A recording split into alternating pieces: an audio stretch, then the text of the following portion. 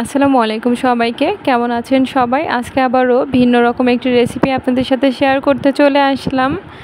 আজকে তৈরি করব ইলিশ পাতুরি। তবে আজকে ইলিশ পাতুরি কোনো ইলিশ মাছ দিয়ে নয়, ইলিশ মাছের লেজ দিয়ে তৈরি করব।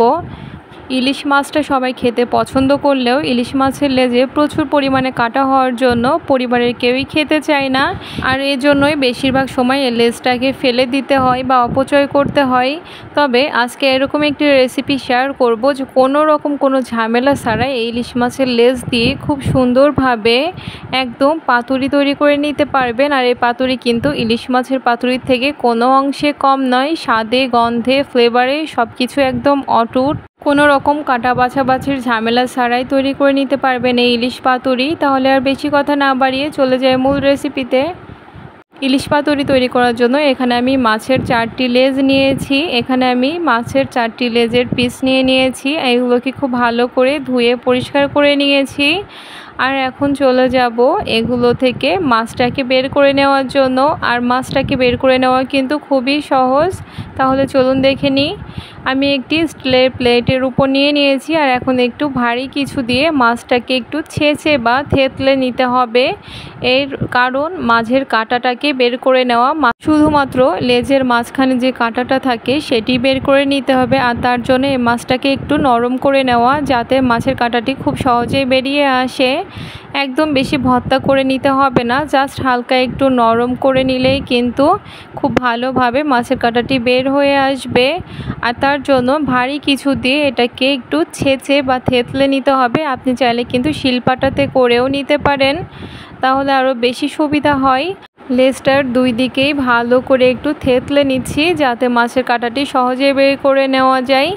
আমি ভালো করে থেতলে নিয়েছি। এখন দেখুন খুব সহজে মাছের কাঁটাটি বের হয়ে আসবে। আর আজকে কিন্তু এই কাঁচা মাছটাকেই দিয়েই ইলিশ পাতুরি তৈরি করব, সেজন্য এই কাঁচা মাছটাকে এইভাবে বের করে নিচ্ছি। আপনি যদি চান লেজটাকে কিন্তু ভেজেও মাছটাকে ছাড়িয়ে নিতে পারেন, কিন্তু সেই ফ্লেভারটা অন্যরকম আসবে। আর এই কাঁচা মাছ দিয়ে করলে ইলিশ মাছের ফ্লেভার একদম ভরপুর থাকবে। আর এই যে কথা বলতে বলতে দেখুন আমি মাছের কাঁটাটি কিন্তু বের করে নিয়েছি। আর কাঁটার সাথে যতটুকু মাছ লেগে আছে সেটাও আমি হাত দিয়ে একটু ছাড়িয়ে নিচ্ছি। ব্যাস হয়ে গেল। শুধুমাত্র এই মাছের কাঁটাটি ফেলে দিতে হবে, আর বাদ বাকি সব কিছুই থেকে যাবে। আর এভাবে কিন্তু আমি সবগুলো লেজ থেকে মাছ বের করে নিয়েছি, শুধুমাত্র মাছের কাঁটাটি ফেলে। এখন এই বেছে রাখা মাছগুলোকে দিয়ে দিব একটি ব্লেন্ডার জারের মধ্যে। এটাকে খুব ভালো করে ম্যাশ করে নিব বা কিমা করে নিব।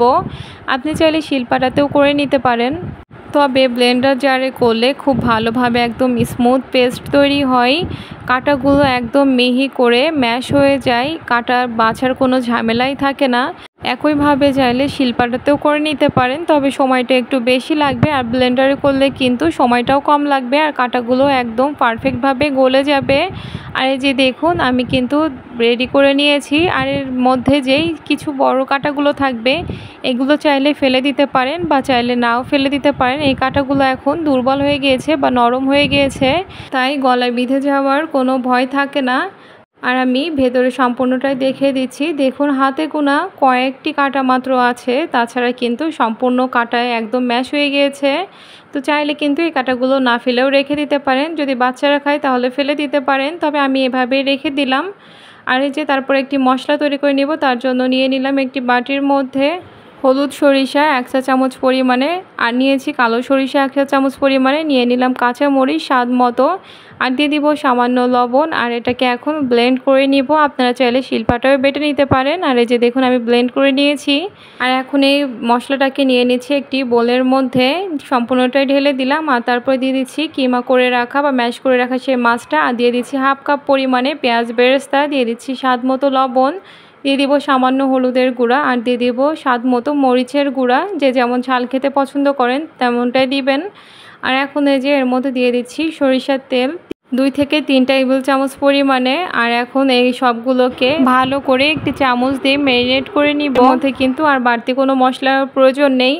ইলিশ মাছের যে কোনো রেসিপিতে মশলার পরিমাণটা বেশি দিলে কিন্তু ইলিশ মাছের নিজস্ব ফ্লেভার বা যে স্মেলটা থাকে সেটা কিন্তু আর থাকে না, এর ফলে কিন্তু খেতে ভালো লাগে না। ইলিশ মাছে যত কম মশলা ব্যবহার করা যায় খেতে কিন্তু ততই বেশি ভালো লাগে। তাই চেষ্টা করবেন একটু মশলার পরিমাণগুলো কমিয়ে রাখার জন্য। আর এই পাতুরিতে অবশ্যই ধনিয়া গুঁড়োটা ব্যবহার করবেন না, এটা ব্যবহার করলে কিন্তু খেতে একদমই ভালো লাগে না। তবে আপনারা চাইলে পেঁয়াজ বেরেস্তার পরিবর্তে কাঁচা পেঁয়াজটাও দিতে পারেন, তবে পেঁয়াজ বেরেস্তা দিলে সুন্দর একটি ফ্লেভার আসে। আর তার জন্য আমি পেঁয়াজ বেরেস্তা দিয়ে নিয়েছি। আর এই যে খুব ভালো করে আমি কিন্তু মিশিয়ে নিয়েছি আর তৈরি হয়ে গেল একদম পাতুরির পুরটা বা ইলিশ মাছের পুরটা। এখন নিয়ে নিয়েছি কচুর শাক বা কচুর পাতা। আজকে আমি এই ইলিশ পাতুরিটা এই কচুর পাতাতেই তৈরি করে নিব। আপনারা চাইলে কিন্তু লাউয়ের শাক বা লাউয়ের পাতাও তৈরি করে নিতে পারেন। তার জন্য যে কচুর পাতাগুলো আমি আগে থেকেই খুব ভালো করে ধুয়ে পরিষ্কার করে নিয়েছিলাম। আর তার মধ্যে এখন পরিমাণ মতো রেডি করে রাখা ইলিশ মাছের পুরটা দিয়ে দিচ্ছি। আর তারপরে এর উপরে থেকে দিয়ে দিব সামান্য পরিমাণে সরিষার তেল ফ্লেভারের জন্য। আর দিয়ে দিচ্ছি একটি আস্ত কাঁচামরিচ, চাইলে চিড়েও দিয়ে দিতে পারেন, তবে আস্ত দিলে কিন্তু সুন্দর একটি ফ্লেভার যোগ হবে। আর তারপরে যে এটাকে ফোল্ডিং করে নিচ্ছি বা ভাঁজ দিয়ে নিচ্ছি, যে যেমন পারবেন বা যেমন ভালো হবে তেমনটা করে ভাঁজ দিয়ে নেবেন, এটা আসলে দেখানোর কিছু নেই। আর আজকে আমি পাতুরি তৈরির জন্য 2টি পাতা ব্যবহার করব, এর ফলে কিন্তু খেতে ভালো লাগবে। আর ডাবল ফোল্ডিং করার ফলে কিন্তু মাছটা বা ভেতরের পুরটা বের হয়ে যাওয়ার কোনো সম্ভাবনাই থাকবে না। আর আজকে যে আমি টুথপিক দিয়ে এই পাতুরির মুখটাকে বন্ধ করে নিব, তবে আপনারা চাইলে সুতা দিয়েও বেঁধে নিতে পারেন। টুথপিক দিয়েও কিন্তু খুব সহজেই মুখটাকে বন্ধ করে নেওয়া যায়। আর এই যে দেখুন আমার কিন্তু একদম রেডি হয়ে গিয়েছে। প্রথম অবস্থাতে আসলে সোজাভাবে দিয়েছিলাম, কিন্তু পরবর্তীতে ক্রসিং করে দিয়েছি, এর ফলে কিন্তু একদম পারফেক্টভাবে মুখটা বাঁধা হয়ে গিয়েছে। আর এই যে দেখুন একটি পাতুরি কিন্তু রেডি হয়ে গিয়েছে। আর এভাবে কিন্তু আমি সবগুলো পাতুরি তৈরি করে নিব। তবে অনেকের কিন্তু কচুর শাক বা কচুর পাতা খেলে গলা চুলকানোর একটা সমস্যা হয়, তবে তারা যদি এটি ট্রাই করেন তাদেরকে বলবো এই কচুর পাতাটা হালকা গরম পানির মধ্যে কিছুক্ষণ ভিজিয়ে রাখবেন, এর ফলে কিন্তু কচুর পাতা সফট হয়ে যাবে আর এর চুলকানি ভাবটাও চলে যাবে। তো আমার ওরকম কোনো সমস্যা নেই, আর আমার কচুর পাতাগুলো অনেক ভালো, তার জন্য আমি এভাবে করে নিয়েছি, এতে কিন্তু কোনো সমস্যাই হবে না। আর এই যে এখন সবগুলো রেডি করে নেওয়ার পরে চলে এসেছি ভাজার জন্য। ভাজার জন্য চুলায় একটি ফ্রাই প্যানে সামান্য পরিমাণে সাদা তেল দিয়ে নিয়েছি। আর তেলটা হালকা গরম হলেই কিন্তু আমি পাতুরিগুলোকে দিয়ে দিচ্ছি। এখানে আমি 4টি পাতুরি একসাথে ভেজে নিচ্ছি, তবে আপনাদের পাত্র যদি না ধরে তাহলে চাইলে কিন্তু 2বারে ভেজে নিতে পারেন। আর এখন এই যে পাতুরিগুলো দেওয়ার পরে চুলার জালটা একদম লো হিটে দিয়েছি। আর এগুলো তো একদম কাঁচা পুর দিয়ে তৈরি করা, তার জন্য ঢাকনা দিয়ে ঢেকে দিব যাতে সম্পূর্ণ ভালো করে সিদ্ধ হতে পারে। এভাবে ঢাকনা দিয়ে ঢেকে অপেক্ষা করব 7 থেকে 8 মিনিট। ফিরে আসছি 7 থেকে 8 মিনিট পরে, একদম লো হিটে 7-8 মিনিট জাল করার পরে এখন দেখুন এটা কিন্তু কিছুটা ফুলে উঠেছে। এটা আসলে ভেতরে সম্পূর্ণ পুরটা যেহেতু ব্লেন্ড করা তার জন্য এরকম হয়েছে। আর এখন এই যে অপর সাইডে উল্টে দিব, একটি সাইড কিন্তু একদম পারফেক্টভাবে কুক হয়ে গিয়েছে। আর এখন অপর সাইডটাও উল্টে দিয়ে এটাকে ঢেকে দিব। আর এটা যেহেতু কচুর শাক বা কচুর পাতায় করা তার জন্য কিন্তু ভেতরে তেলটা বেরিয়ে আসছে, তার ফলে দেখুন ফ্রাই প্যানে অনেকটা তেল জমিয়েছে। আর একইভাবে অপর সাইডটাও কিন্তু 7 থেকে 8 মিনিট আমি কুক করে নিয়েছি, আর এর মধ্যেই কিন্তু খুব ভালোভাবে পারফেক্টলি সিদ্ধ হয়ে গিয়েছে। আর কচুর শাকটাও কিন্তু সিদ্ধ হয়ে গেছে, আর উপরটা হালকা একটু ক্রিস্পি হবে, এতে কিন্তু খেতে ভালো লাগে। আর এই যে এখন পাতুরিগুলো কিন্তু ভেজে নেওয়া একদম কমপ্লিট হয়ে গিয়েছে, তাই এই পর্যায়ে চুলা থেকে নামিয়ে নিব। উভয় পাশেই 15 মিনিট মতো লো হিটে জাল করলে একদম পারফেক্টভাবে সিদ্ধ হয়ে যায়। আর এই যে এখন পাতুরিগুলো উঠিয়ে নিচ্ছি, দেখুন আমার একটি পাতুরি কিন্তু খুলে যায়নি বা বের হয়ে যায়নি, এটা কিন্তু এই ডবল ফোল্ডিংয়ের জন্য। তাই চেষ্টা করবেন 2টো পাতা দিয়ে ভাঁজ করে নেওয়ার জন্য, তাহলে কিন্তু পাতুরি একদম পারফেক্টভাবে হবে। আর এই যে কথা বলতে বলতে কিন্তু আমার ইলিশ পাতুরি একদম রেডি।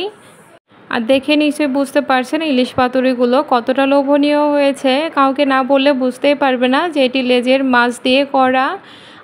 আর এখন একটি পাতুরি আপনাদেরকে আমি কেটেও দেখাচ্ছি বা খুলেও দেখাচ্ছি, দেখুন ভেতরটা কতটা পারফেক্টভাবে কুক হয়েছে, একদম মনে হচ্ছে পুরো ইলিশ মাছে ভরপুর। আর যা সুন্দর একটা স্মেল, এটা বলে বোঝানোর মতো নয়, বাসায় ট্রাই করলেই বুঝতে পারবেন। আর এই যে এর ভেতরের কাঁচামরিচটা, এটা দিয়ে ভাত চটকে খেতে যা টেস্ট লাগে তা একদম বলার বাহিরে। আর এরকম এক পিস পাতুরি হলেই কিন্তু গরম ভাতের সাথে আর কোনো কিছুই লাগে না।